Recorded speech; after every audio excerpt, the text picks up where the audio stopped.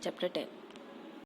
Hello students, let us start our new session of chapter number 10, Wave Optics, by the topic Interference of Light Waves and Young's Experiment.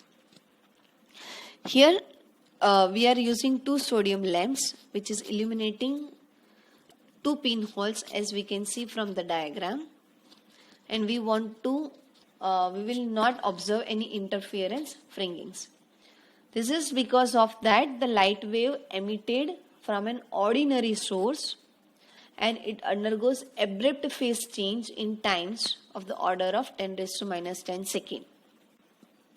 So light waves coming out from the independent sources of light, and there is no fixed phase relationship, so that would be incoherent.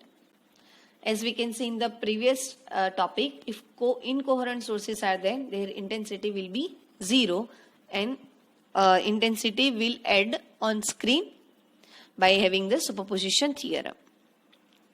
Now British physicist Thomas Young used that ingenious technique to log the phase of waves emanating from the different sources S1 and S2. He made two pinholes S1 and S2 as you can see from the diagram A, first one, and illuminated by another pinhole that was in turn lit by a bright source. This light wave spread from S and fall on both S1 and S2 as you can see from the bottom diagram. Whatever the A portion is given, it takes two planes. So from the point S, the brighter light will be illuminated and it is moving towards the S1 and S2, it will be divided.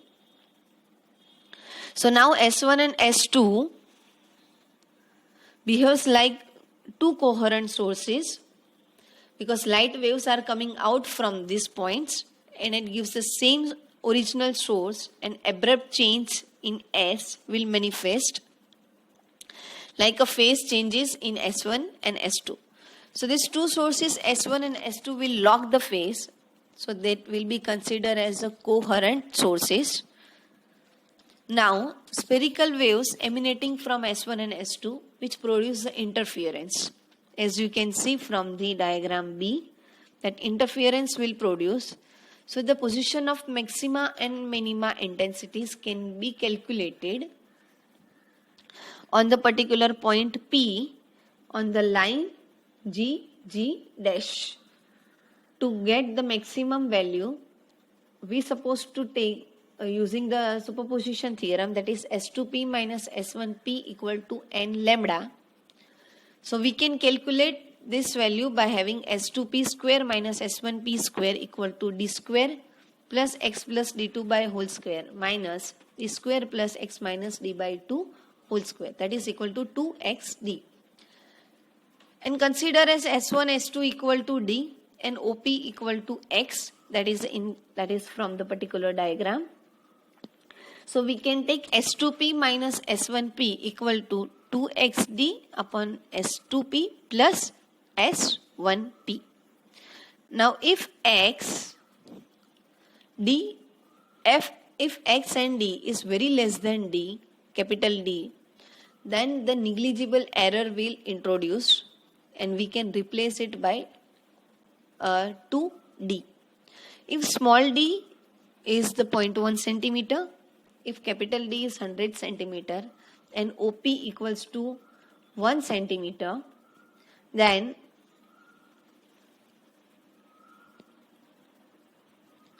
we can say that in S2P plus S1P equal to 100 square plus 1.05 square of 1 half and 100 square plus 0.95 square of 1 half, that is equal to 200.01 centimeter.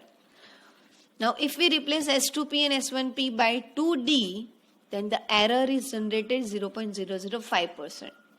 So here by comparing these two values, we can say that it can be written S2P plus S1P nearly equal to 2D if X and D is very less than capital D.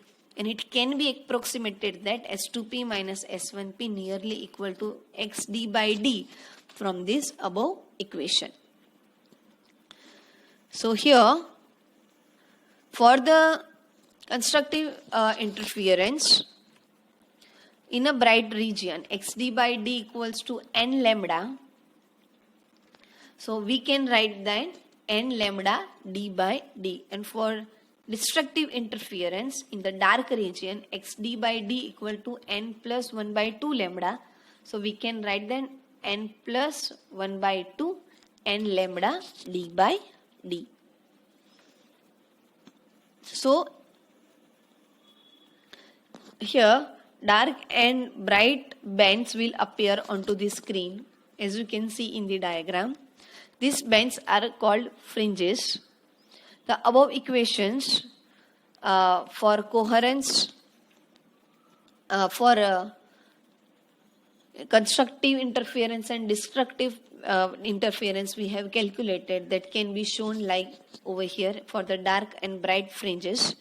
These are equally spaced, and distance between two consecutive bright and dark fringes are given by beta equal to xn plus 1 minus xn, or we can say beta equal to lambda capital D by D. This gives you the width of fringe. Let us take the center O will be bright because S1O equal to S2O, so it will give you the correspondence n equal to 0. Now consider the line perpendicular to the plane of paper and passing through the O. Then all the points onto the line will be equidistant from S1 and S2, and it will appear a bright central fringe field. But if in order to determine the shape of interference onto the screen, a particular fringe would correspond to the locus of the point at a constant value S2p minus S1p. And when this constant is in the integral multiple of lambda, the fringe will be bright. And if all the multiples are there in the multiple of lambda by 2, then the band will appear dark. That is, a dark fringe will be there.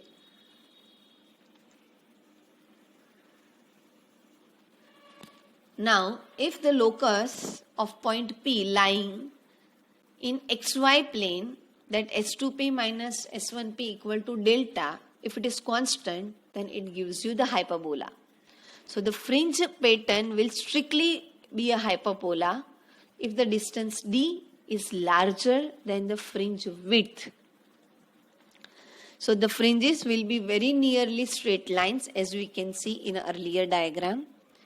In a double slit experiment, as we can see, we have taken a source S hole on the perpendicular bisector of two slits. Then it is shown over here as SO. Source is moved to the new point S dash. Suppose that Q is the midpoint of S1 and S2. So S dash Q S, that is phi. And bright fringe occurs at angle minus phi at the other side. So source S onto the perpendicular bisector, then the center fringe occurs at O, perpendicular to the bisector itself. If S is shifted by an angle phi to the S dash, then central fringe appears at the O dash by the angle minus phi. It means it is shifted by the same angle at other side onto the bisector, and it will give you the dark band, dark fringe. So it means S dash, the midpoint OQ, and the point Q dash of the center fringe at the straight line. Now let us go through the Nobel lecture of Denis Gabor. He demonstrated with the simple experiment, a ray of sunlight passing into the dark room, placed at a dark screen in front of it, with two small pinholes, beyond this some distance, a white screen. Now he saw two darkness light on the both sides of a bright line, which gave him a sufficient encouragement to repeat this experiment This time, the spirit flames as a light source with little salt to produce the yellow sodium light.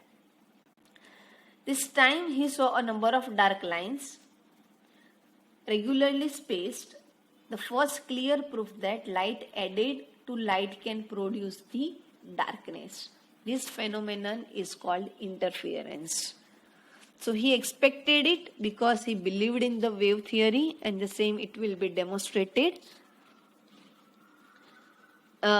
He mentioned that fringes are straight lines through S1 and S2 as are the point sources. If he had slits instead of the point sources in the diagram, each pair of points would have produced a straight line fringes, resulting in straight line fringes with increased intensity, as we can see in the diagram. With the sinusoidal terms, positive and negative lines are continuously available onto the screen. Let us go through the experiment. Two slits are made 1 millimeter apart and the screen is placed 1 meter away. What is the fringe separation when blue-green light of wavelength 500 nanometer is used? Fringe space we have, that is a dV by d, that is given 500 nanometer, so that is 500 into 10 raised to minus 9 meter, so we can convert, that is 5 into 10 raised to minus 7. Distance is 1 millimeter apart, so capital D is 1 into 5 into 10 raised to minus 7.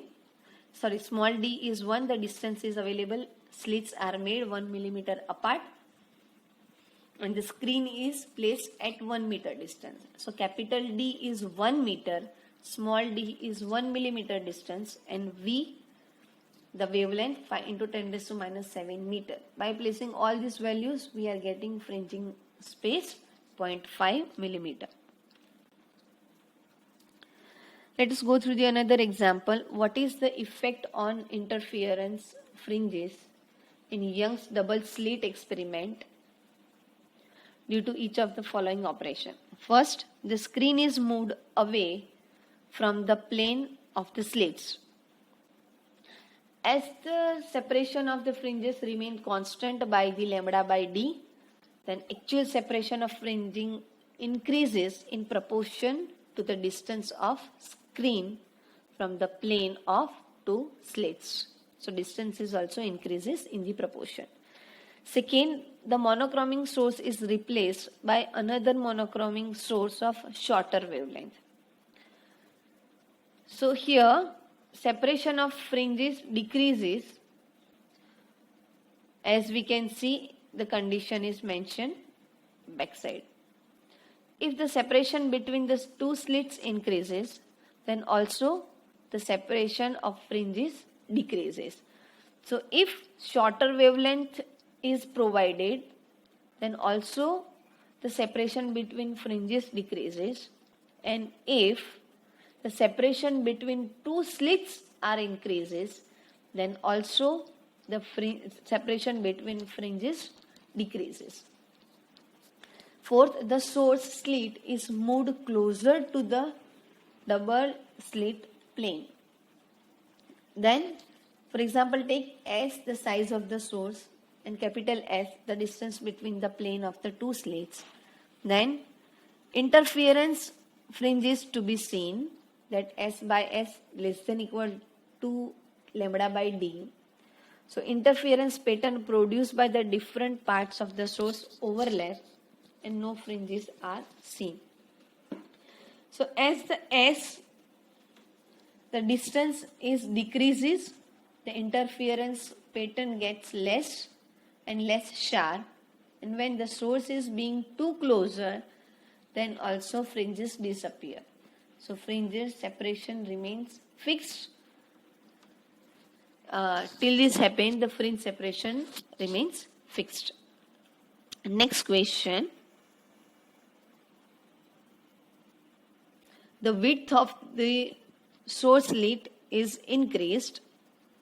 Then the source slit width increases, the fringe pattern gets less and less sharp. Next, the monochroming source is replaced by a source of white light. So as the source, as we can say that white light having a different components of color, so we can say that bright fringes for different colors are available at the same position. So center of the fringe is white, and from a point S2 minus S2p minus S1p equal to lambda b by 2. Based on that, the wavelength of the blue color, the blue components will absent and fringe will appear in red color. So as wavelength for the red color, which will be predominantly blue. So fringe closest on either side of the center is white, that gets red, and it will appear as in blue. So from the white it gets red and blue, the different colors will appear from the white beam. So after fringes, no clear field patterns can be appear. Here we are going to end this session. Hope you understood. Thank you.